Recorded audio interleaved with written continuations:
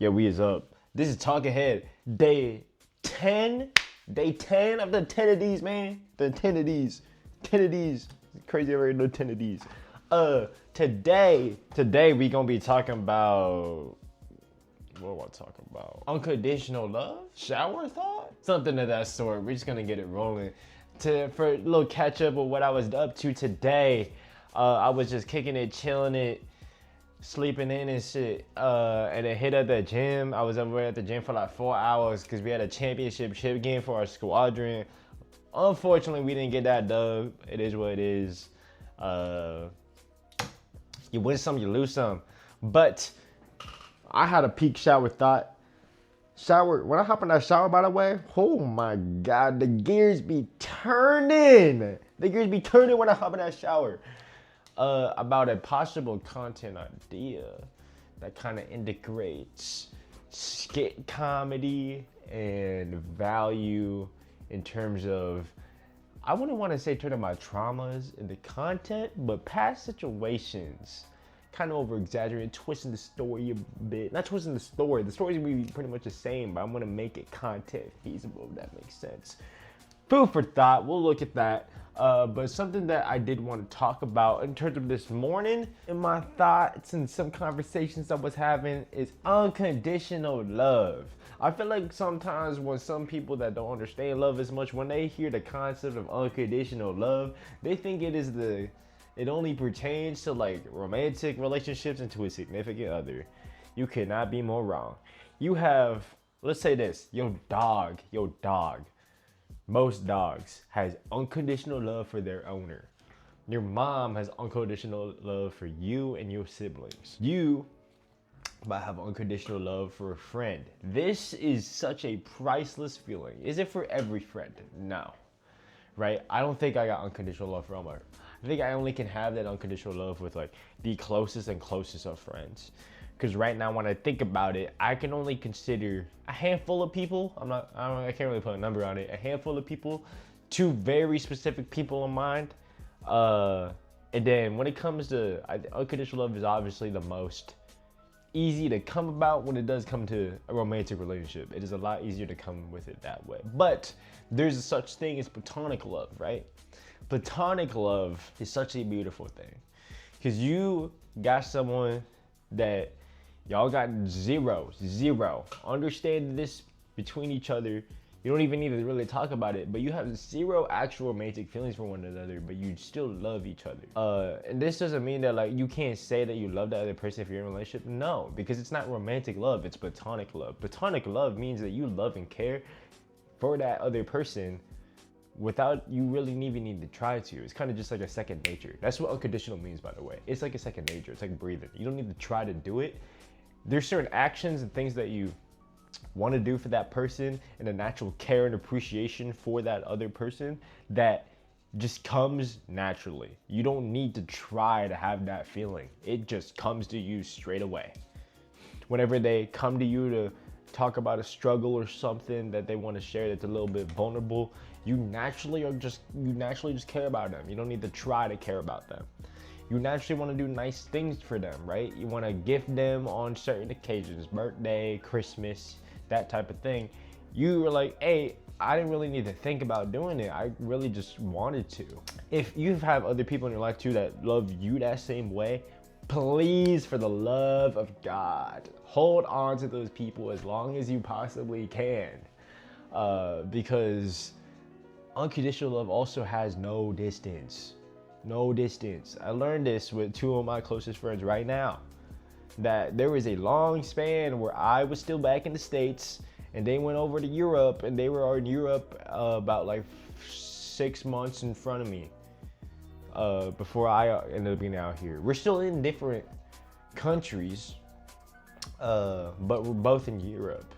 Does that make sense? Yeah. But I don't get to see them all the time. And honestly, when I do get to see them, it is so much more, I'm so much more appreciative of the fact that I get to see them because I'm like, man, I wish I could be with y'all every week, every day. I wish I could just see y'all, you know, maybe not every day, but you know, I have access to be able to see y'all whenever I need to see y'all. I can hit y'all up and pull up to the dorm, pull up to the crib. We can go eat out whenever. We can go travel freely whenever we want, go on drives and all that. I wish we could do that every day if we could, but we don't. We can't. So when we do see each other, it's so much more appreciating and a lot more memorable. And in a way, I kind of love that. Maybe that's why God put us in two different locations. Maybe that's why God still kept us in each other's lives, regardless of our paths kind of having a pretty long separation. I think I would consider that pretty long, because in 6 months, a lot can happen. You can easily be someone's best friend, and in 6 months, you guys are complete strangers again. Now, let's dive into another type of unconditional love.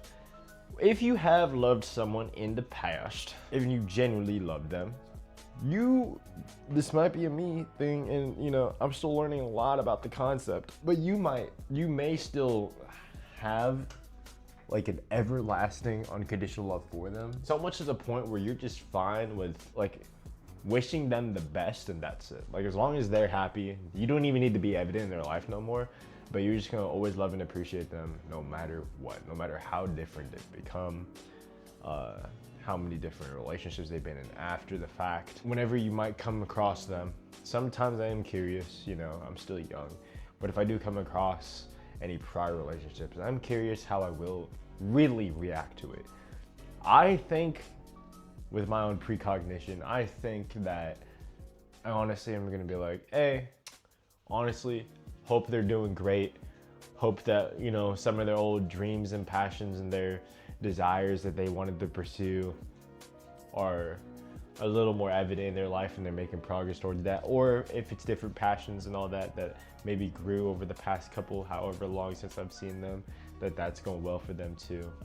But there's honestly some of them that I would kind of just think, because from all these past relationships, I feel like I take a whole like level. I don't know what it is. It's kind of like a cheat code. Like, I feel like I'm given a cheat code of, after the fact, I level up, like, boom. Like, my life becomes significantly more upheld than it was prior. It's not to say like they were holding me back, but it's a like crazy motivating piece. Whether that's how locked in or how much more progress I've been making in the gym in a shorter span of time than normal, or me really progressing my life in a whole different direction.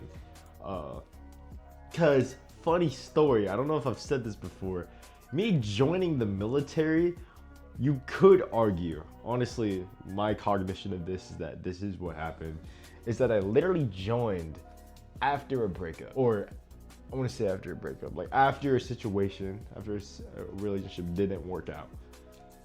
It put me in this, like, I was already naturally going to be under my own kind of life of, I'm kind of really in this piece of independent lifestyle where I'm living in a community college dorm on my own. Not on my own, I had a roommate, but you know, I was paying for that room and things of that sort. And I was kind of always in my own world for that whole summer, for like 2 months or something, 2.5 months. It was just me. And it was immediately after I went through probably one of my worst heartbreaks ever. And I was like, I just need to find me. Because after something like that, it's so easy to lose yourself. It's so easy to lose yourself. And my whole day routine was really just like, I wake up in the morning, check in on my summer classes, and after that, I'm like, all right, I gotta get some grub, or I gotta see if I need to run some errands today. And then usually either middle of the day or close to the end of the day, I go to the gym. I have a car at the time, so usually I ask for a ride or see if I can catch the bus. Or if I really have to, I walk. But that walk, by the way, was like a 45, not fun. So catching the bus, which was free for those college students on that campus, or finding a ride was the most ideal. Sometimes I did have a buddy. I'd have one of my best friends that I did get to talk to earlier today, or at least I got to hear a voice message get sent from him. Love him. Hope I get to hear from him a little more often. But I would be honestly at his house all the time, because sometimes I'm like, I don't got nothing to eat, and his mom was like, hey, if you ever just want to come by and eat, feel free to do so. You're 100% welcome to, because she kind of knew my situation of I wasn't living with no family, Neither my parents, no one at all. It was me, myself, and I and my roommate who, funny enough, I swear that dude was selling full-on weed, bro. That dude was selling full-on freaking drugs. And I was like, I don't fuck with drugs personally. Like, it's a really big red flag for me. Friendships and relationships, no bueno. No bueno. I grew up around smokers and people that were around that type of those type of things. But I never inherited the habit or took it upon myself. I never saw the interest in it, and I never was curious, and I was always really highly against it, and I still am. Technically, it is legal where I am. Drinking's even legal, but I don't even be doing that either. It's just, I feel like I did enough of it. I wasn't ever at any point a huge partier at all. I would pull up to parties ever so often. Sometimes it would be once a week, but it was very occasional that happened. But for the most part, I'd say maybe once or twice every like 2 months.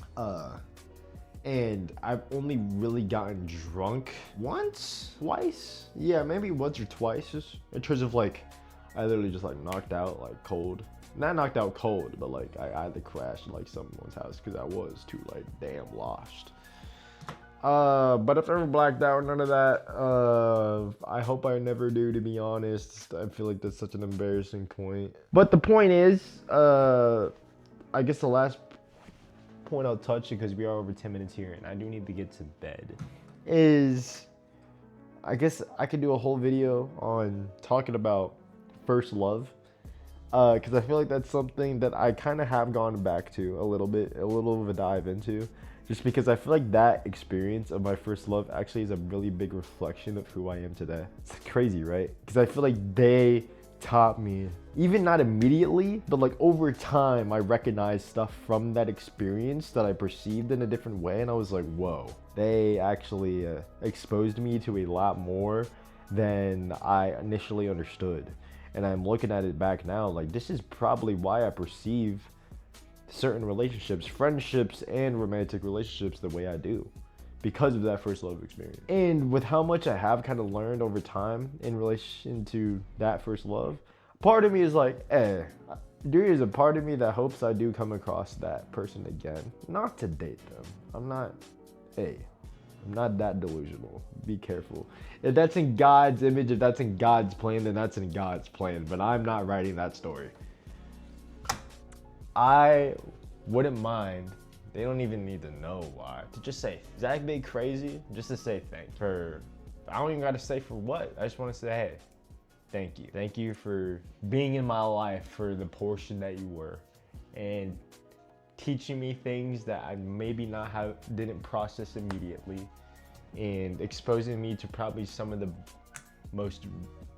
of the most valuable experiences of my life. That's it. Simple as that. Part of me would like to do that. I don't have to, but a part of me would feel pretty good about it. And after that, I don't even care if I don't see them ever again, because that's the last thing I'd want to say. I feel like I wish I could have said that towards the end of towards the end of that relationship kind of dying. But that's a story for a different time. I love y'all. I appreciate y'all.